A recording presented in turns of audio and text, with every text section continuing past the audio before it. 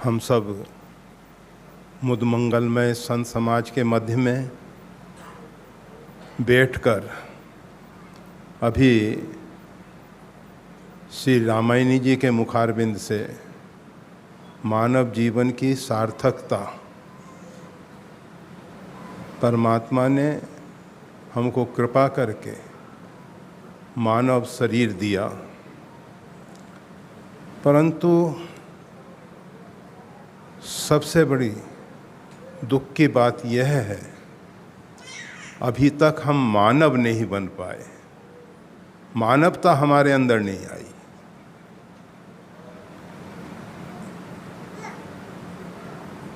हमारे ऋषि महर्षियों का, संत महानुभावों का सतत एक ही प्रयास रहा है, मानव सही अर्थों में मानव बने। परमात्मा ने तो कृपा करके मानव की आकृति के रूप में हमको पृथ्वी पर भेज दिया। ये जो हमारा शरीर दिखाई दे रहा है ये मानव का है, परंतु मानवोचित धर्म अगर हम में नहीं है तो हम मनुष्य रूपेण मृगाश्चरन्ति ते भुवि भार भूता, पृथ्वी के भार बनकर हम इस पृथ्वी पे विचरण कर रहे हैं। पृथ्वी ने कहा है गिरिसर सिंधु भार नहीं मोही। इस पृथ्वी पर बड़े बड़े हिमालय जैसे पर्वत हैं, बड़ी बड़ी सरिताएं हैं, समुद्र हैं। पृथ्वी कहती है कि इनका भार मेरे को नहीं है। जस मोहि गरु एक पर द्रोही। मानव जीवन पाकर भी अगर हम दूसरों से द्रोह करते हैं, हमारे अंदर किसी भी प्राणी के प्रति बैर बेमनस्य है, तो हम पृथ्वी के भार हो जाते हैं। भगवान श्री राम जिनका यशोगान बहुत लंबे समय से सभी ऋषि महर्षि करते आ रहे हैं। रामराज की कल्पना अनेक महापुरुषों ने की। जब हमारा भारत स्वतंत्र हुआ,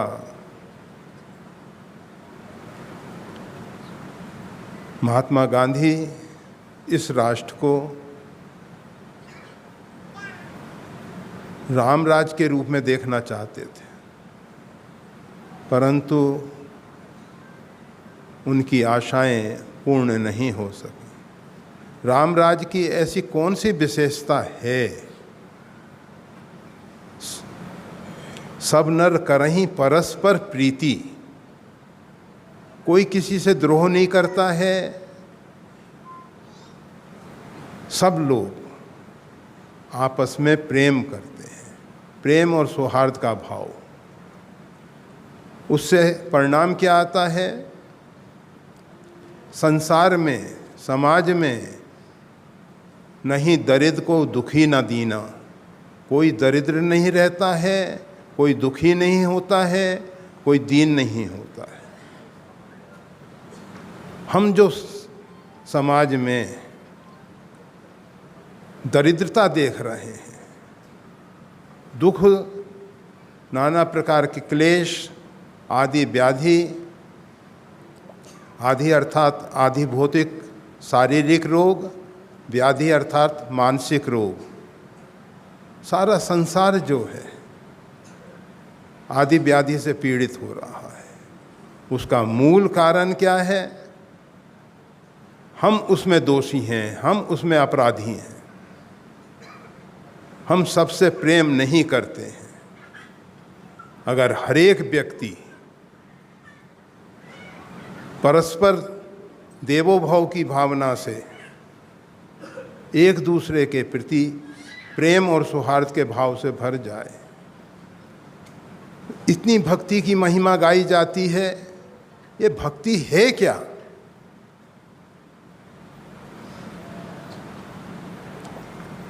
नारद जी नारद भक्ति सूत्र में अथातो भक्ति व्याख्यायाम, भक्ति की व्याख्या करते हुए कहते हैं स तस्मिन् परम प्रेम रूपा।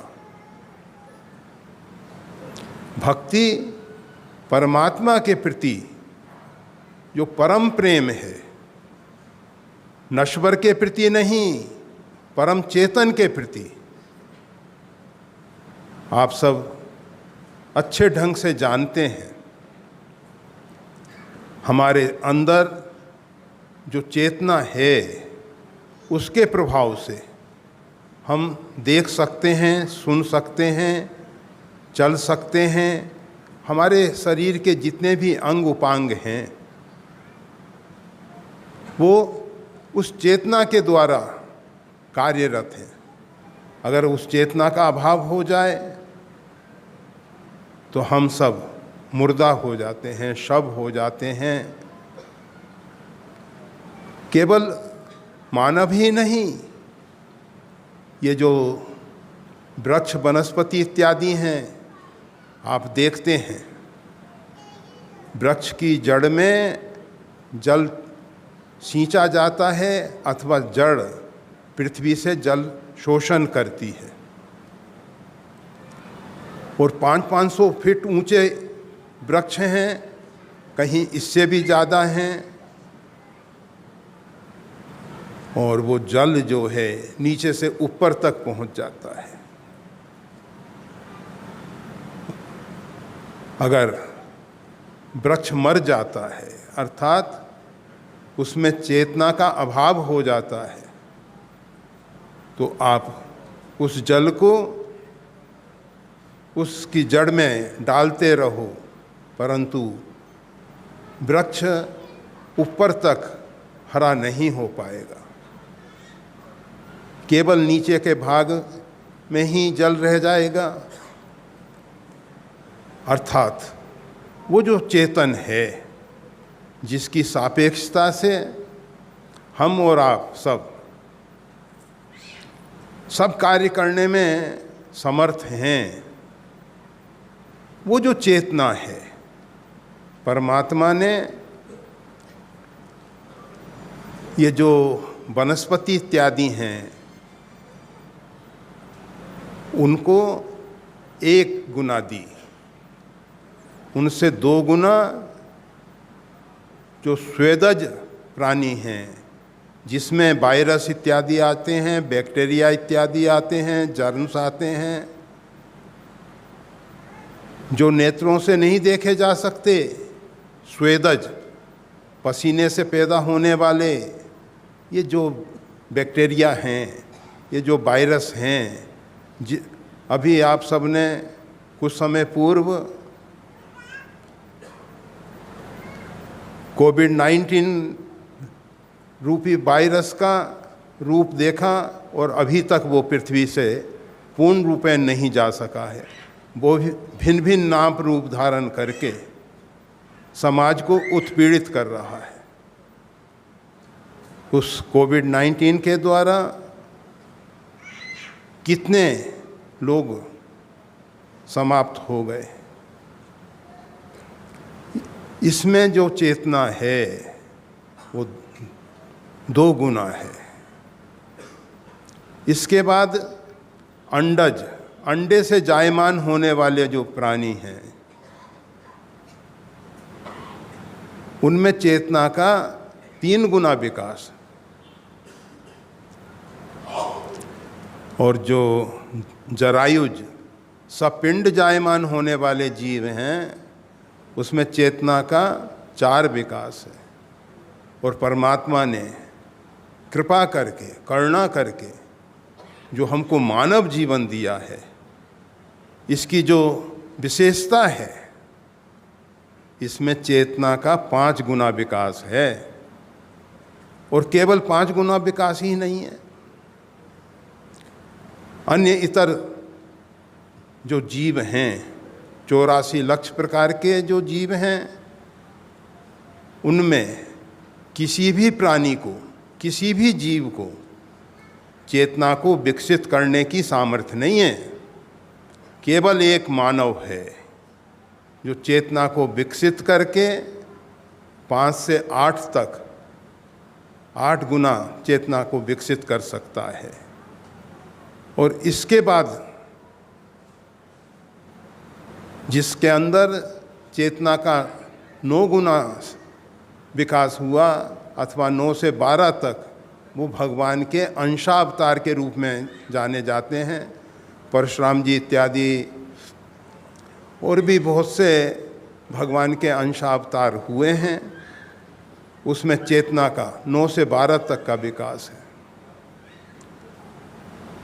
और जो परमात्मा परिपूर्णतम ब्रह्म, उसमें चेतना का अनंत गुना विकास, वो चेतना का भंडार है। सार्वभौम अस्तित्व में उस चेतना का एक कण मात्र संपूर्ण चराचर को चेतन बना रहा है। हमको ये जीवन यूं ही नहीं गवा देना है। श्वास प्रति श्वास हमारी आयु कम होती चली जा रही है। और भले ही हम चाहते हैं मृत्यु और मृत्यु नहीं आए, हम सब चाहते हैं अमृतम गमय, अमृत की प्राप्ति हो। कौन चाहता है कि ये शरीर छूट जाए, मर जाए? लोग कहने के लिए कहते हैं ऐसे जीवन से तो मर जाना श्रेष्ठ है। परंतु जब हमारे सामने मृत्यु हो, कहा जाता है एक वृद्ध व्यक्ति गरीब लकड़हारा जंगल से लकड़ी का बोझ लेके सिर पर रखकर आ रहा था। पसीना बह रहा था। अत्यंत दुखी होते हुए उसके अंदर से एक उद्गार निकला, ऐसे जीवन से तो मर जाना श्रेष्ठ है। हे परमात्मा, तू हमको मृत्यु क्यों नहीं दे देता है? परमात्मा को दया आई, परमात्मा ने कृपा करके मृत्यु को भेज दिया। और वो मृत्यु को देख के, जो मृत्यु की अधिष्ठात्री देवी है, उसको देख के भयभीत हो गया, कांपने लगा। कहा देवी आप? कहा आपने परमात्मा से प्रार्थना की कि हमको मृत्यु दे दें, ये मैं साक्षात मृत्यु हूँ। कहा क्षमा करें, मांगने में भूल हो गई, अभी मैं मरना नहीं चाहता हूँ। भगवान ने भी अब हमारी जो प्रार्थनाएं हैं, एक बार में भगवान नहीं सुन पाते। भगवान को लगता है कि पता नहीं ऊपरी मन से कह रहा है या अंतःकरण से पुकार रहा है, बाद में कह देगा। इसीलिए भगवान शंकर, भगवान श्री राम से, भगवान शंकर अर्थात त्रिभुवन गुरु, संपूर्ण समष्टि जगत के जो गुरु हैं, भगवान शिव, उन्होंने कहा बार बार वर मांगे हर्ष देव श्री रंग। हम बारंबार प्रभु आपसे निवेदन करते हैं, हमको बारंबार निवेदन करना पड़ता है। क्यों? क्योंकि हमारी प्रार्थना का भरोसा नहीं कि ये प्रार्थना ऊपरी मन से आई है अथवा अंतःकरण हृदय से आई है। हृदय से की गई प्रार्थना तत्काल सुनी जाती है, और जिस प्रार्थना में केवल शब्दों का जाल है, ऐसी प्रार्थनाएं बहुत लंबे समय तक सुनने के बाद विचार होता है कि इसकी प्रार्थना पूर्ण हो सकती है अथवा नहीं। हम सब प्रार्थना तो करते हैं, परंतु प्रार्थना में भी प्राण है अथवा नहीं, जीवंत है अथवा मुर्दा है, तो हम आपको बता रहे थे कि मानव को भगवान ने विवेक और बुद्धि दिया है और चेतना को विकसित करने के लिए हमको पृथ्वी पर भेजा है। हमको जितना मिला है उससे हम संतुष्ट नहीं हो पाते। ये बात अलग है कि हम सुख शांति की खोज इस नश्वर पदार्थों में, व्यक्तियों में, पद प्रतिष्ठा में कर रहे हैं। वो सुख शांति जो है ना तो पदार्थों से मिल सकती है, ना व्यक्तियों से मिल सकती है, ना बहुत ऊंचे पदों को पाने से प्राप्त हो सकती है। हम कितने ही उच्च पद पे आसीन हो जाएं, परंतु हम सुखी नहीं हो पाते हैं। सुखी तो केवल भगवान के भक्त हैं, जिन्होंने उस चेतना को, अपनी व्यक्तिगत चेतना को उस अनंत चेतना के साथ जोड़ दिया है। भक्ति जो हमको परमात्मा के साथ जोड़ देती है। भक्ति के अतिरिक्त जितने भी साधन हैं वो परमात्मा से विभक्त करने के लिए हैं, दूर करने के लिए हैं, अलग करने के लिए हैं। परमात्मा से जोड़ने का एकमात्र साधन है भक्ति। भक्ति ही परमात्मा के साथ जोड़ती है, अनंत चेतना के साथ जोड़ती है। भक्ति परमात्मा की ही होती है। व्यक्तियों की भक्ति केवल आडंबर हो सकता है। किसी देवता की भक्ति, वो बेचारे दया के पात्र देवता जो स्वयं दूसरे के आशीर्वाद से, दूसरे के वरदान से अथवा अपने किए हुए साधना के उपरांत देवता बन गए हैं, परंतु उनके पास अपना निज शक्ति सामर्थ्य नहीं है। वो जो शक्ति सामर्थ्य है वो उस परमात्मा का है। आप सबको मालूम है, केन उपनिषद में एक दृष्टांत दिया गया है। जब देवासुर संग्राम के उपरांत देवताओं को अभिमान हो गया, अहंकार हो गया कि हमने अपने बल से, अपने पुरुषार्थ से असुरों पे विजय पाई है। भगवान बहुत दयालु हैं, उन्होंने विचार हुआ, भगवान के अंदर विचार हुआ, भगवान की जो प्रकृति है उसमें विक्षोभ हुआ। भगवान को लगा कि ये सतोगुण प्रधान देवता इतना पुरुषार्थ करने के बाद भी अहंकार और अभिमान से भरकर कहीं नीचे ना गिर जाएं। अभिमान और अहंकार आज तक ना तो किसी का रहा है ना रहने वाला है। जो भी व्यक्ति अहंकार करेगा, अभिमान करेगा, तो उसका अहंकार अभिमान टूट जाएगा। रावण जैसे ब्रह्म सृष्टि जहाँ लग तंधारी, जहाँ तक ब्रह्मा की सृष्टि है वहाँ तक उनका साम्राज्य था, परंतु उनका भी अभिमान, उनका भी अहंकार गलित हुआ। आज तक किसी का अभिमान अहंकार नहीं रहा है। हाँ, दुष्टों के अभिमान को, जो परमात्मा से विमुख हैं, उनके अभिमान को परमात्मा और बढ़ा देते हैं। और बढ़ते बढ़ते एक दिन वह आता है जब उनका समूल नाश हो जाता है, समूल नाश हो जाता है। भगवान अपने भक्तों के ऊपर कृपा करके उनके अभिमान और अहंकार को शीघ्र तोड़ देते हैं, उसमें विलंब नहीं करते हैं। जब देवताओं को अभिमान हो गया कि हमने असुरों पर अपने पुरुषार्थ से विजय पाई है।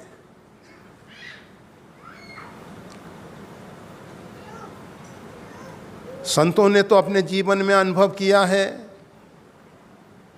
सूरदास जी कहते हैं, जो अपनो पुरुषार्थ मानत अति झूठो है सोई, कीन सब गोपाल की हुई। परमात्मा के द्वारा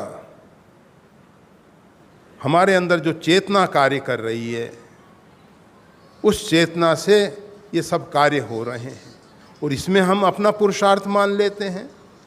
ये हमारी अल्पज्ञता है, अनभिज्ञता है। मूढ़ात्मा कर्ता हमिति मन्यते, ये मूढ़ जीव जो है अपने आप को कर्ता भोक्ता मान रहा है। तो भगवान एक यक्ष के रूप में वहाँ प्रकट हो गए, क्योंकि देवताओं को वो शक्ति सामर्थ्य नहीं कि परमात्मा का साक्षात दर्शन कर सके। परमात्मा का साक्षात दर्शन करने के लिए एक विशेष योग्यता की जरूरत होती है, वो देवताओं के पास नहीं है। इसलिए भगवान यक्ष के रूप में वहाँ प्रकट होते हैं, और उस यक्ष को देख के इंद्र आदि जो देवता हैं विचार करने लगे, अरे ये यक्ष कौन है, कहाँ से आया है। पवन देव से कहा गया, पवन देव आप उस यक्ष का पता लगाने जाएं। पवन देव अहंकार और अभिमान में भर के उस यक्ष पुरुष नारायण के सन्मुख पहुँचे। उन्होंने शिष्टाचार का पालन नहीं किया। आजकल तो लोग शिष्टाचार सिखाते ही नहीं हैं। एक समय था माता पिता अपने बच्चों को शिष्टाचार सिखाते थे। प्रातः काल उठ के रघुनाथा, मात पिता गुरु नावई माथा। आज हम अशिष्ट हो गए हैं। हमारा जो शिष्ट व्यवहार है हमसे दूर होता जा रहा है। हम अपनी भारतीय संस्कृति से बहुत दूर जा रहे हैं। प्रणाम भी करना होता है तो एक हाथ से प्रणाम करते हैं, झुकना भी होता है तो घुटने तक ही झुक पाते हैं, हम चरण तक नहीं पहुंच पाते हैं।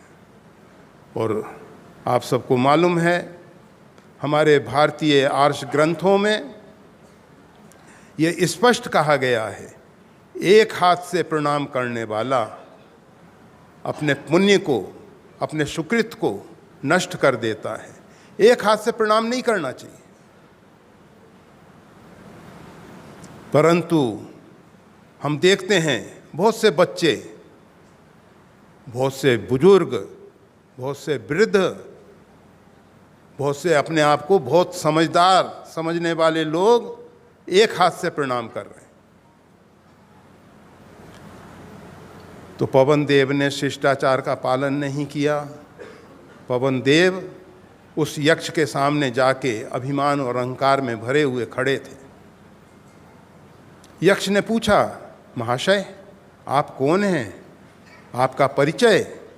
पवन देव ने कहा, मेरे को नहीं जानते। ये सृष्टि में कौन ऐसी चीज है जिसको मैं उठा नहीं सकता, उड़ा नहीं सकता। ओ, आप में इतनी ताकत। उन यक्ष ने एक तृण, एक तिनका पवन देव के सामने रखा, कहा कि इसको उड़ा दीजिए। पवन ने अपनी पूरी शक्ति सामर्थ्य का प्रयोग किया, परंतु वो तिनका यथावत वैसे का वैसा ही रहा, हिला भी नहीं। पवन देव अब नतमस्तक होके वापिस देवताओं के बीच में पहुँचे और कहा, मैं उस यक्ष का पता नहीं लगा सका। अग्निदेव को भेजा गया। अग्निदेव वो भी अहंकार और अभिमान से भरे हुए वहाँ जाके खड़े हुए। यक्ष ने पुनः प्रश्न किया, महाशय आपका परिचय? कहा, मेरे को नहीं जानते, मैं संसार में विश्व ब्रह्मांड को जला के खाक कर सकता हूँ। कहा, ओह, आप में इतनी ताकत है, लो इस तिनके को जलाओ। अग्निदेव ने कहा, ये तो मेरा अपमान हो रहा है, एक तिनका जलाने के लिए कहा जा रहा है। कोई बात नहीं, अभी जला के खाक करता हूँ। अग्निदेव ने अपनी पूरी ताकत लगाई, शक्ति सामर्थ्य का प्रयोग किया, वो भी निष्फल गया। वो भी नतमस्तक होके देवताओं के बीच में आए। कहा, हम पता नहीं लगा सके। देवताओं ने विचार करके कहा कि हे इंद्र, अब तुम स्वयं जाओ। जिसका पता ये अग्निदेव नहीं लगा सके, पवन देव नहीं लगा सके, इंद्र आप जाओ। इंद्र चले अभिमान में। भगवान ज़्यादा अभिमानियों को यक्ष रूप में भी दर्शन नहीं देना चाहते। भगवान अदृश्य हो गए और वहाँ भगवती आदिशक्ति जगदम्बा प्रकट हो गई।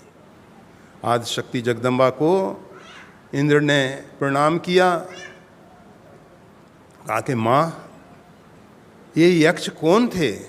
कहा कि ये यक्ष परिपूर्णतम ब्रह्म परमात्मा तुम्हारे सामने प्रकट हुए थे। तुम सबको जो अभिमान हो गया था, अहंकार आ गया था कि हमने असुरों पे विजय पाई है, तुम्हारे अहंकार को गलित करने के लिए यहाँ पधारे थे। उपनिषद कहता है, माँ भगवती जगदम्बा के द्वारा इंद्र ने उस ब्रह्म को जाना, उस परमात्मा को जाना, और जो परमात्मा को जान लेता है वो श्रेष्ठ हो जाता है। पवन देव, अग्निदेव, ये भी उन यक्ष के समीप पहुँचे थे, परमात्मा के समीप पहुँचे थे। जो परमात्मा के नज़दीक पहुँच जाता है वो श्रेष्ठ हो जाता है।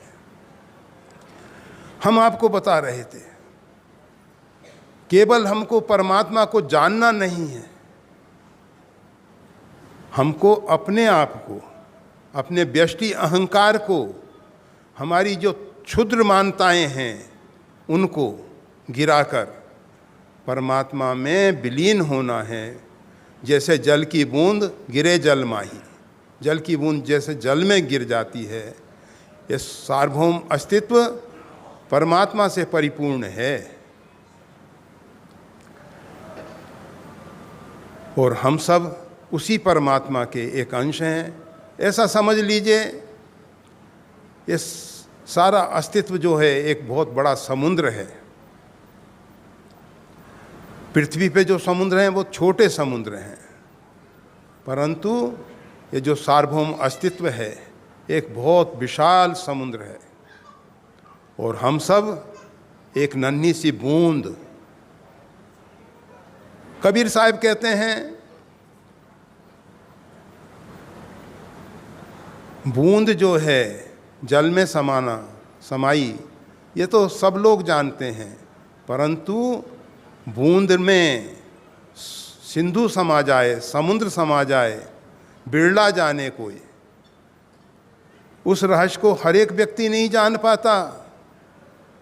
हम सब में वही विराट परिपूर्णतम ब्रह्म ईश्वरा सर्वभूतानाम हृदय देशे तिष्ठति, वो सब के हृदय में बैठा हुआ है परमात्मा। भ्रामय सर्वभूतानि यंत्रूणानि माया, और अपनी माया के द्वारा सारी सृष्टि को संचालित कर रहा है। ये माया क्या है? आदि शक्ति जय जग उपजाया, सोई अवतरई मोर ये माया। वो आदिशक्ति भगवती जगदम्बा है। संसार में आप देखते हैं जो भी कार्य होते हैं उसमें इच्छा शक्ति विचार इत्यादि देती है, संकल्प विकल्प देती है, हम उस पर चिंतन करते हैं, मनन करते हैं। ये सब इच्छा शक्ति का कार्य है। और उसके बाद जब हमारे अंदर कोई संकल्प स्फुरित होता है, हम उस संकल्प को पूर्ण करने के लिए प्रयास करते हैं। उसमें द्रव्य शक्ति जो है, जिसको हम लक्ष्मी कहते हैं, इच्छा शक्ति को हम सरस्वती कहते हैं, वो द्रव्य शक्ति जो है साधन उपलब्ध कराती है और क्रिया शक्ति उसको क्रियान्वित कर देती है। तो वो जो परमात्मा हैं, हम सबके हृदय में बैठकर सार्वभौम अस्तित्व को चला रहे हैं। यंत्र उड़ानी माया, अपनी माया के द्वारा। इन तीन शक्तियों के बिना संसार में कुछ नहीं होता है। और ये जो शक्ति हैं, ये परमात्मा के अंदर स्थित हैं। परमात्मा अधिष्ठान है, बिना अधिष्ठान के शक्ति टिक नहीं सकती है। तो वो जो परमात्मा हैं, वो हमारे अंदर बैठे हैं और हमको उस परमात्मा के अंदर विलीन होना है। उस परमात्मा के अंदर विलीन होने के लिए अभी तक तो हम अपने आप को भी नहीं जानते हैं। को हम अपने आप को हाड़ मांस का पुतला समझ रहे हैं। ये शरीर हमारा है, ये वस्त्र हमारे हैं। हम वस्त्र अथवा शरीर नहीं है। जो हमारी वस्तु है वो हम नहीं हैं, हम उसके मालिक हैं। इस शरीर के हम मालिक हैं। ये शरीर परमात्मा ने कृपा करके हमको दिया, परंतु हम अपने आप को नहीं जानते। हम अपने आप को स्त्री पुरुष मान रहे हैं। ये शरीर का परिचय है, हमारा परिचय नहीं है ये। हम अपने आप को ब्राह्मण क्षत्रिय वैश्य शूद्र मान रहे हैं।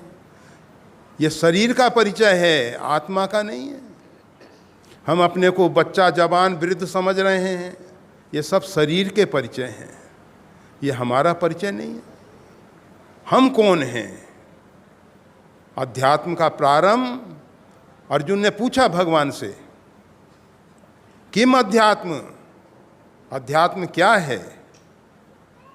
भगवान ने कहा, स्वभावो अध्यात्म उच्यते। स्व, अपने आप को पहचानो, हम कौन हैं।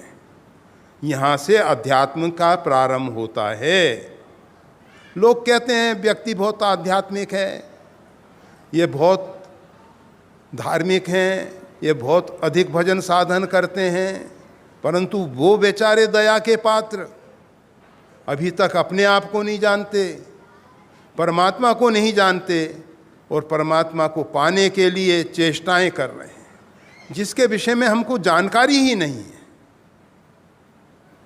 उसको हम जो पाने की चेष्टाएं कर रहे हैं वो कितनी सफल होने वाली हैं, जरा विचार करो। इसीलिए श्रीमद् गोस्वामी तुलसीदास जी हमको सूत्र देते हैं, जाने बिन न होई प्रतीति, बिन प्रतीत होई नहीं प्रीति, प्रीत बिना नहीं भक्ति दृढ़ाई, जिम खगपति जल के चिकनाई। अगर परमात्मा को हम नहीं जानते, हम अपने आप को नहीं जानते, तो हमारी भक्ति दिखावा होगी। जैसे जल की चिकनाहट, जब तक जल है तब तक है, जल सूख गया वो समाप्त हो जाता। हम अपने आप को भक्त मान लेते हैं और लोग कहा करते हैं कि देखो आज भक्तों के ऊपर कितने कष्ट आ रहे हैं। अगर हम भक्त होते तो संसार की कोई ऐसी ताकत नहीं है जो हमको दुखी कर सकती। सीम की चाप सकई कोई तासु, बड़ रखवार रमापति जासु, बाल ना बांका कर सके जो जग बेरी हो। हमारा कोई भी अहित अमंगल नहीं कर सकता था, परंतु हमको एक भ्रम हो गया है। हम दंभी हैं, वंचक भगत, हम ठग भगत हैं।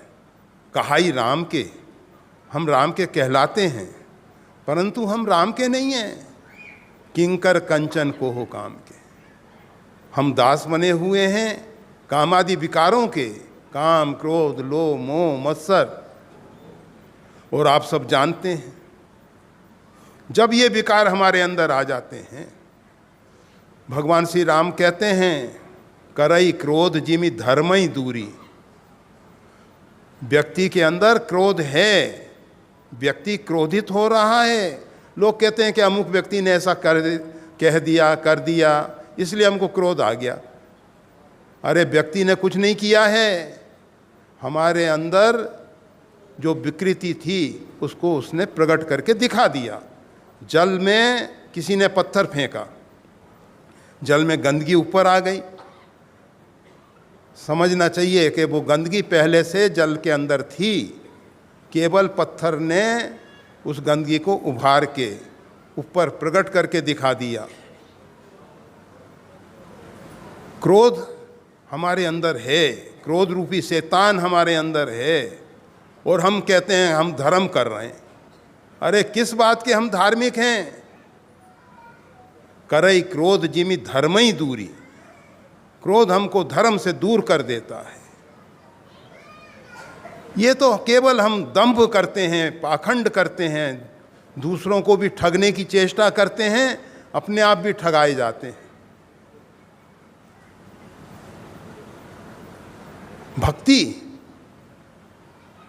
भक्ति के सूत्र को जो जानता है उसके लिए कहो भक्ति पथ कवन प्रयासा। भक्ति बहुत सरल है, परंतु जो भक्ति सूत्र को नहीं जानता है उनके लिए रघुपति भक्ति करत कठिनाई।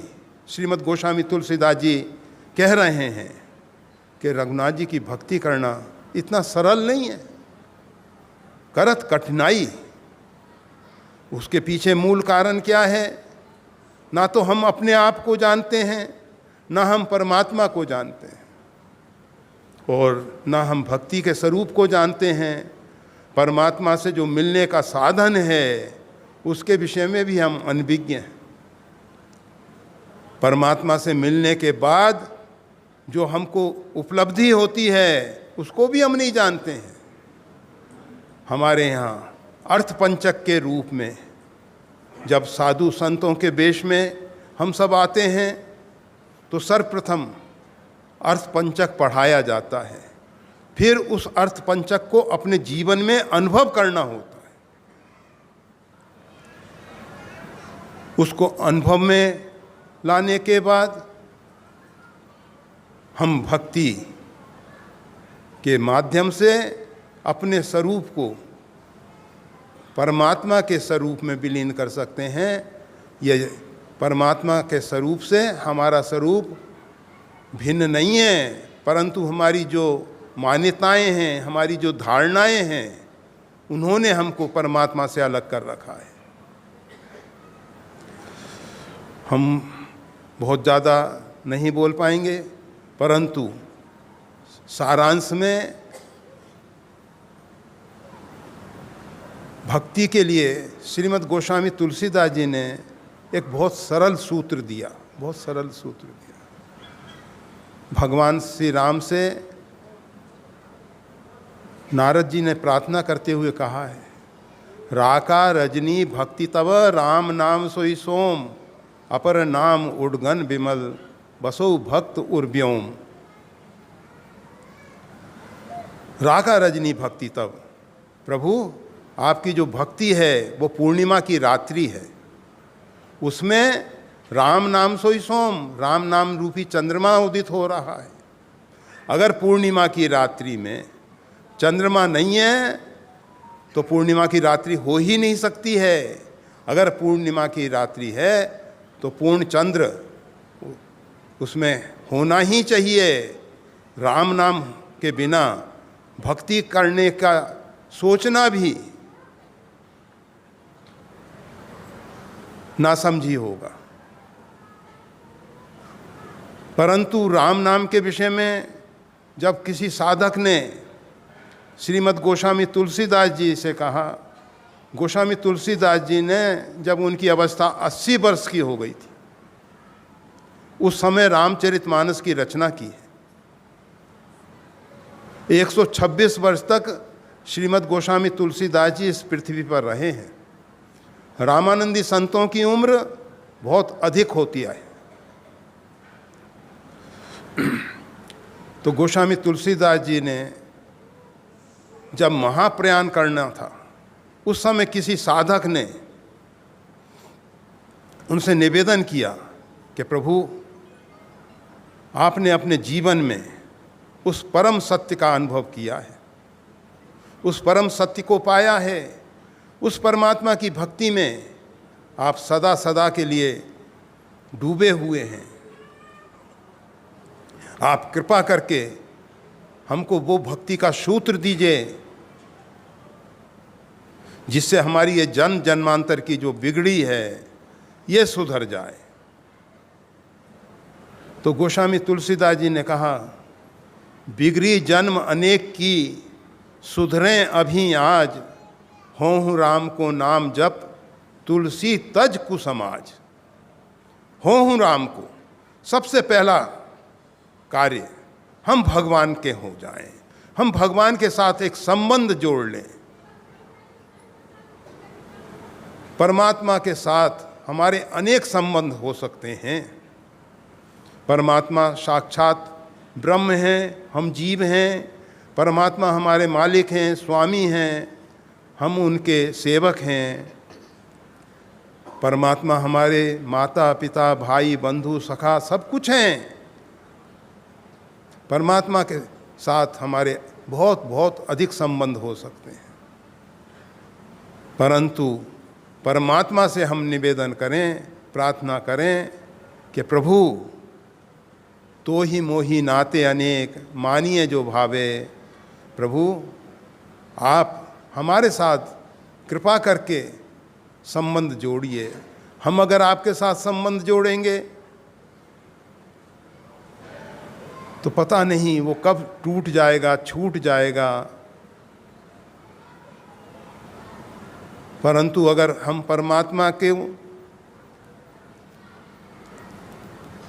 विवश नहीं कर पाते कि वो हमारे साथ संबंध जोड़ें, तो एक दूसरा रास्ता है। सर्वोत्तम तो यह है कि परमात्मा से प्रार्थना करें, हे परमात्मा आप स्वयं हमारे साथ संबंध जोड़िए। अगर वो संभव नहीं हो पाता तो एक सरल साधन है, हम एक ऐसे माध्यम को खोज लें जिसका एक हाथ परमात्मा के चरणों में हो और दूसरा हाथ हमारे सिर पर हो। एक ऐसा माध्यम अर्थात गुरु जो परमात्मा के साथ जुड़े हुए महापुरुष हैं और हम जैसे जड़ जीवों के कल्याणार्थ पृथ्वी पे अपने शरीर को धारण किए हुए हैं। ऐसे महापुरुष के साथ, ऐसे सद्गुरु के साथ हम संबंध जोड़ें, उनसे प्रार्थना करें। आप जानते हैं,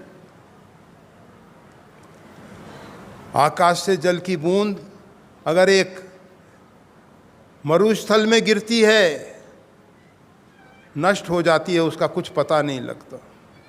अगर वही जल की बूंद एक निर्झर में, एक झरने में गिर जाए और वो झरना का जल किसी सरिता में मिल जाए और वो सरिता जो है समुद्र वाहिनी गंगा में मिल जाए या किसी अन्य सरिता में मिल जाए,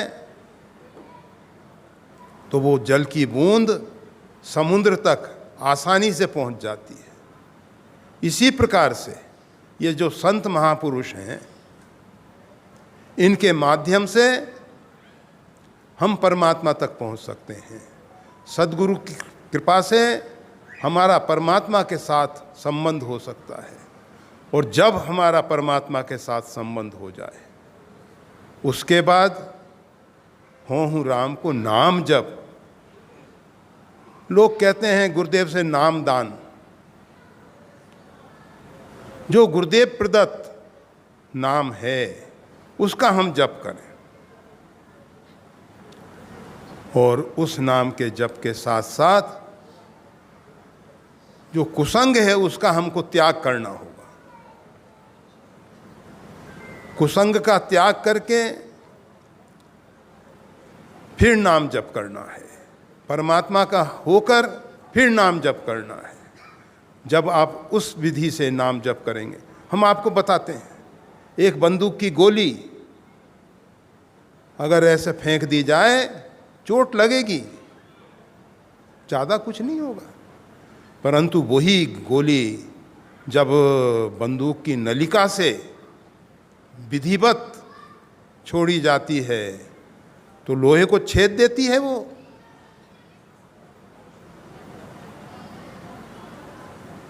कोई भी कार्य, अविधि पूर्वक किया हुआ कार्य केवल श्रम देता है, परिश्रम होता है। और अगर वही कार्य विधिवत किया जाता है तो थोड़े श्रम में हम बहुत बड़ी उपलब्धि कर लेते हैं। तो हम आपसे ज़्यादा कुछ नहीं कह सकते हैं। आप सब प्रबुद्ध हैं, समझदार हैं। समझदार को इशारा ही काफ़ी होता है। तो हम आपको बस इतना ही इशारा कर रहे हैं, हों राम को नाम जप, तुलसी तज कुसमाज। गोस्वामी तुलसीदास जी ने हमको जो सूत्र दिया है, इस सूत्र के माध्यम से हम अपने जीवन को सार्थक बनाएं। अब लो नसानी, अब न सहियों। अभी तक तो जीवन बर्बाद हो गया, ठीक है, परंतु अब न सहियों, अब इसको बर्बाद नहीं होने देंगे हम। अब हमको बस लग जाना है उस परमात्मा को पाने के लिए, अपने वास्तविक स्वरूप को पाने के लिए, इस कर्म के बंधन से मुक्त होने के लिए परमात्मा की भक्ति हमको करनी है। परमात्मा हम सबके ऊपर कृपा करें, वो कृपा करके अपनी भक्ति प्रदान करें। जय श्री राम।